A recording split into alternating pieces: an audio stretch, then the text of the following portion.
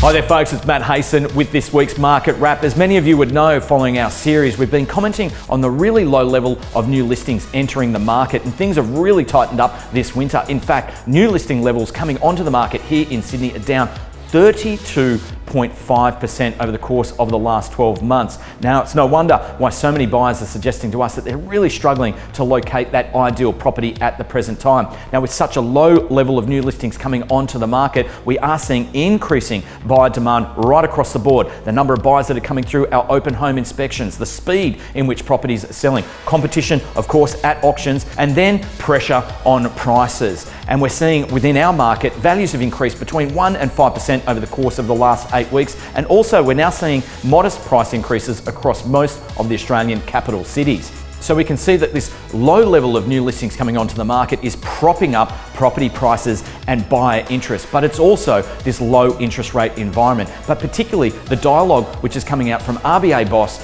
Governor Philip Lowe, indicating that this historically low interest rate environment is set to be in play for at least another 5 years. Now, this is fueling the overall buyer sentiment that we're seeing in the market, and it's intrinsically linked with property prices increasing and a low interest rate environment. We've also seen during the week that the Federal Reserve in the US has also dropped interest rates, the first time they've done that since the global financial crisis in 2008, citing the trade war with China and also a general global economic slowdown. So what we're seeing here in Sydney is this residential property market is certainly in recovery mode, but how strong is this recovery going to be? We can see for the month of June that both owner-occupier and investor loans are still in decline, which is really interesting because we're aware the banks are loosening things up, trying to make that process a little bit easier for the consumer, but it would appear many are still struggling to go through the application process and have a new loan approved, or potentially others are sitting back on the sidelines and observing what's happening with this overall economy before delving into the property market.